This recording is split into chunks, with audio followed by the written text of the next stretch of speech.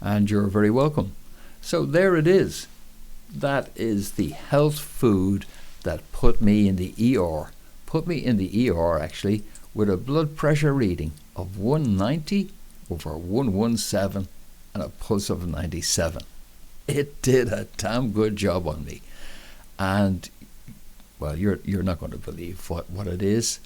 But you don't have to wait long. I'm going to reveal. It was inulin fiber. Fiber.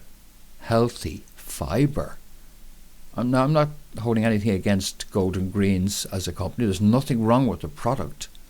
This was organic, prebiotic. Hey, it's all good, isn't it? It's all good. Let's read from the back. Inulin fiber is not digested, and this one was made from chicory root. And you'll find it in onion, you'll find it in cabbage, you'll find it in apple. Fiber. Soluble fiber. It's very good for you. And it's not digested. Instead, it goes into the large intestine where it's fermented by gut bacteria. And that has, according to the National Health Service in the United Kingdom, many benefits. In fact, for me to come on and say that it mightn't have benefits is really heretical in the extreme, because they're saying that with a UK average of 18 grams a day, we should be aiming for 30 grams a day. And I was, prepared to sign on to that, because I had been following a largely meat diet because it's so hypoallergenic. And I thought I might, pay a little bit of lip service to the whole notion that, well, maybe you weren't looking after the fibre side of things enough. And so that's exactly what I did. But that's what put me in the ER. And I was on blood pressure medication as a result of this. And that was only a month ago, 4 weeks ago. Now I'm on no blood pressure medication, and my blood pressure is 114/77/82, taken last night. How did that happen? Well, it's been an education for me, and I hope an education for you too. You see, Dr. Paul Mason is someone who's very educated on this, much more so than I am, because he's actually a doctor. And what I do in my research is I pay attention to doctors whom I think are particularly smart and that you need to know about. So, for example, Paul has a little message for us about the insoluble fibre, that type, the bran. Now, I was put in ER by soluble fibre, right? I'll explain how, and how it could happen to you, how this might be causing you symptoms all the time that you don't know about. So, that's the soluble fibre kind. But the insoluble in bran, of course, that's also reputed for its ability to help with constipation. I mean, another oxymoron without, even need to say it. It's like good for constipation. Everybody knows it. Just like everybody knows that soluble fibre is good for you too. But Dr. Paul Mason may disagree. Just listen to his opinion on this bran. To make it bigger. But when you think about it logically, is making something bigger really the solution when you're trying to pass it through a small hole? So packing the rectum with faeces actually makes it harder to expel the faecal matter. So using fibre to help constipation is analogous to adding more cars to fix a traffic jam. That's what I like about Aussies. They have a no-shit way of getting right to the point, as Dr. Paul Mason just did there. But he has got even more interesting things to say, because he's saying, where's the proof this stuff is actually good at all? There isn't any, he says. In fact, what proof there is that's available to us shows that it's actually counterproductive. He's questioning the whole need for fibre in the first place. Check it out. So I'd like to present to you the best trial that I could find. This was a case-controlled study. So in this study, 63 patients who presented with constipation were recruited, and high and low fibre diets were compared in these patients. And this also included a zero fibre diet that required the complete cessation of all vegetables, cereals, fruits, wholemeal breads and rice. So this graph here represents the percentage of study participants before the study suffering from each of the symptoms listed on the right side. So you can see, before the study started, all of them had constipation and strain opening their bowels, and a number also experienced bloating, bleeding and pain. And when the study participants, those who went on a high fibre diet, we can see that the proportion suffering symptoms actually increased, especially bloating. So then there was a reduced fibre arm. And what you can see here is that those on the reduced fibre diet actually demonstrated a modest reduction in symptoms. So the question is, what happened to those, the majority of those in the study, who had zero fibre in their diet? This is not a mistake. I didn't just forget to put something in the slide there. Now, not one patient on the zero fibre diet had any symptoms. That's quite astonishing, really. And these findings were highly statistically significant, highly. They weren't due to random chance. Now that's what I call a smart doctor. And the smart doctors are the ones who work it all out. So let's just have another look at what he's saying there, because he's got the science on his side. You just take a look at that again. So here they were at baseline. This is when they entered the study, the baseline diet. Then they went on a high fibre diet. And you notice what happened when they went on a high fibre diet. The orange bar doubled. That's bloating. Doubled from 50 to 100. See that? The green bar increased in size. And the blue one for pain doubled also from 20 up to 50. When they went on a reduced fibre diet, notice how all the symptoms came down. And then the clincher over here on the right. Zero fibre diet, zero constipation, zero strain, zero bloating, zero anal bleeding, zero pain. You figure it out. But one of the key takeaways is the subconscious and the functions of the subconscious, because by feeding myself with the very thing concentrated that had been doing me in, whenever I tried to eat a variety of vegetables that I didn't really realize contained this soluble fibre, to which I have quite an intolerance. But what kind of foods, therefore, might produce that response? Well, you know, they're quite a wide variety of high FODMAP foods, vegetables with high amounts of these fibres in them. And it just, and dairy, of course, has a lot of it in it too. We review some others there. Fruits, many of the fruits are full of it as well. And of course, cereals. Now, the thing about all of these is that they are, of course, many of them full of carbohydrates. Which brings us back around to the blood pressure issue, which was the thing that had come up way back. So, I've had long-term problems with intolerance to FODMAPs. What are they? Just in case you don't know, F stands for fermentable in FODMAP. O stands for oligosaccharides, like beans, peas, lentils, onions, garlic, cruciferous veggies, wheat, barley, rye. You'll have galacto-oligosaccharides, for example, in oats. Fructo-oligosaccharides you would have in fruits.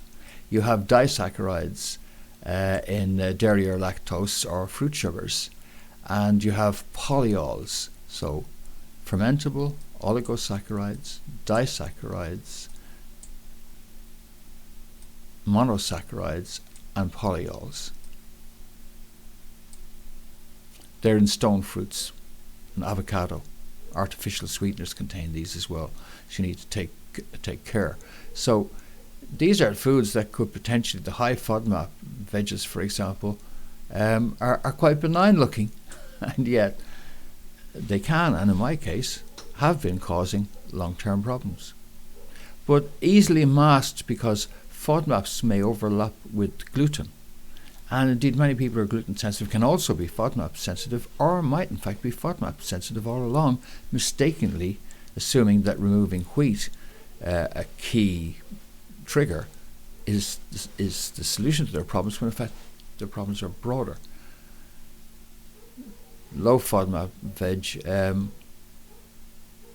is there as well. But again, I'm coming back around to this idea of questioning the idea of all of it.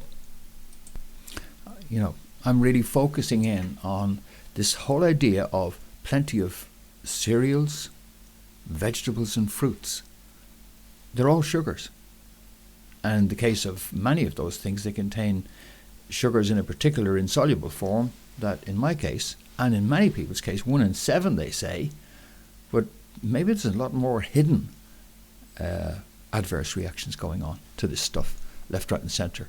So rather than taking organic prebiotic inulin fibre, because I was on a meat diet, and I was made aware of this by Dr. Bill Davis, who has mentioned that Akkermansia mucophilia, which lives in the colon, can actually start to feed on colon mucus if it's not getting a supply of fibre some other way, and that it feeding on colon mucus could thin the mucus layer in the colon and could predispose to problematic.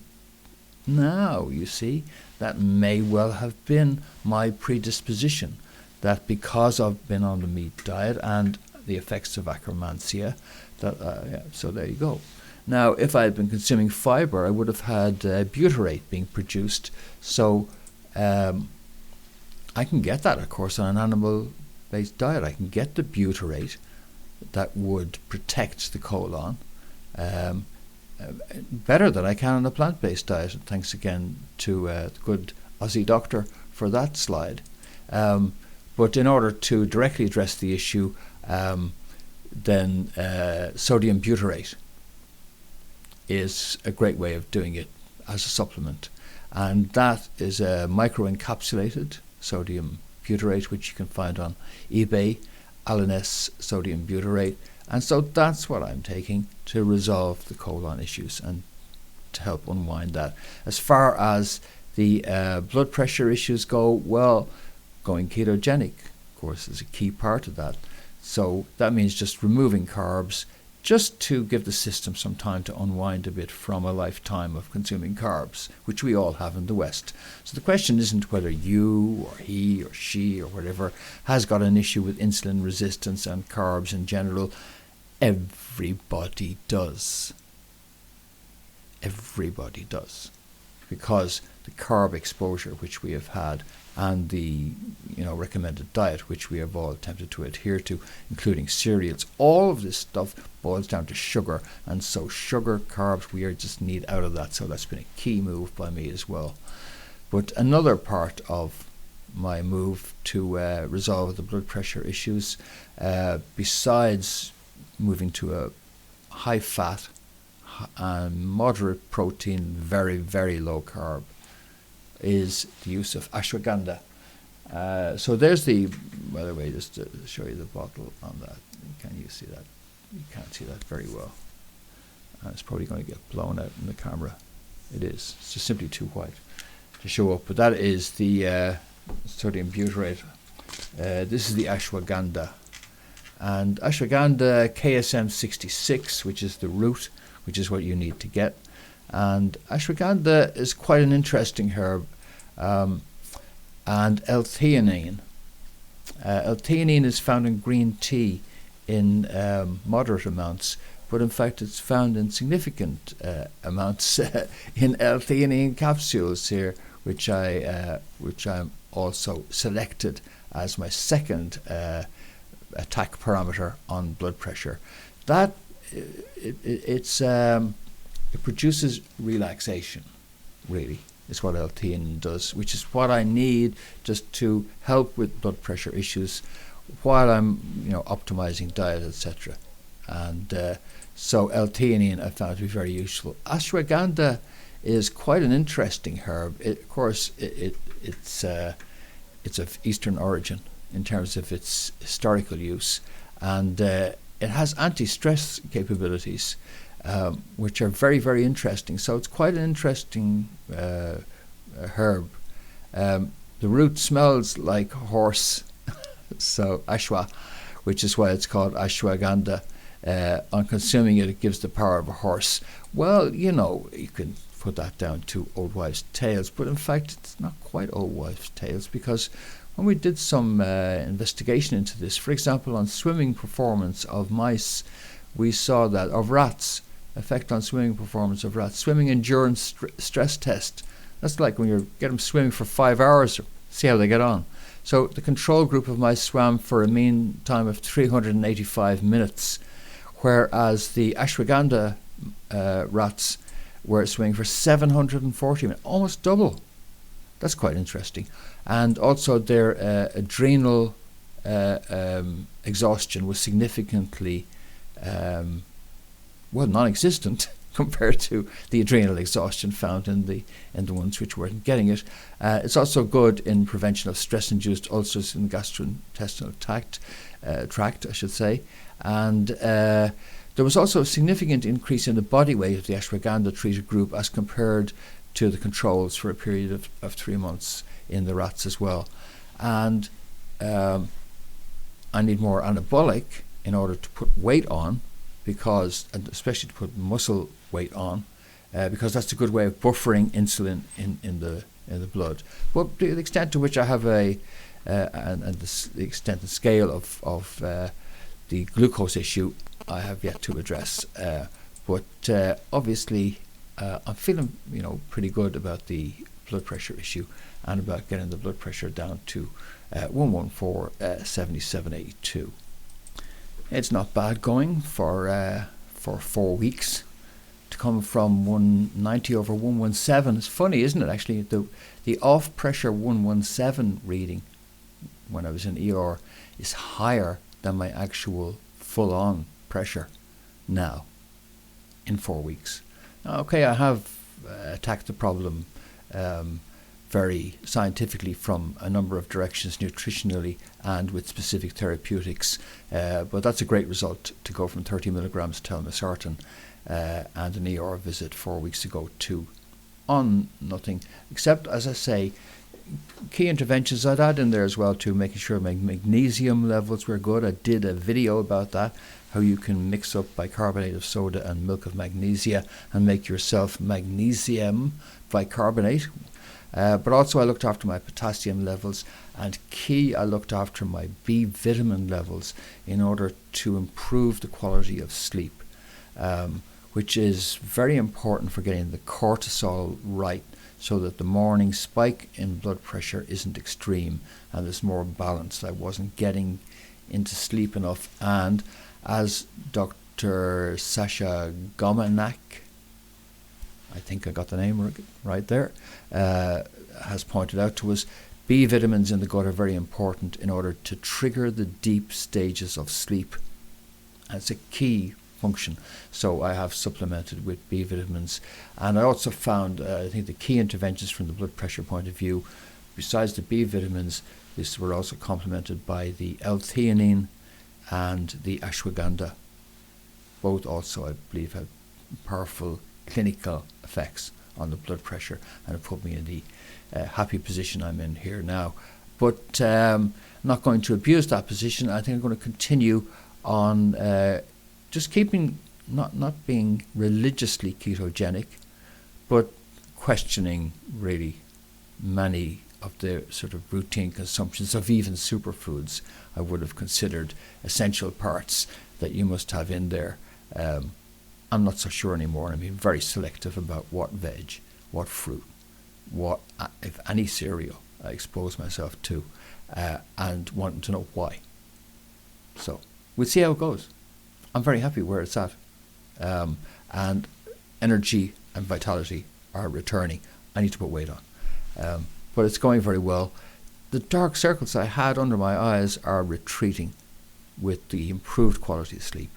So I recommend the protocols which I followed. Links will be in the video below, and you can do your own research, further research, including a link to Dr. Paul Mason, to whom I'm very grateful. I'd seen Paul Mason's stuff before in my voluminous research, and I was aware of his criticisms of fibre. Didn't take them seriously enough. As you now know, I attempted to do myself a bit of good with some good old fibre.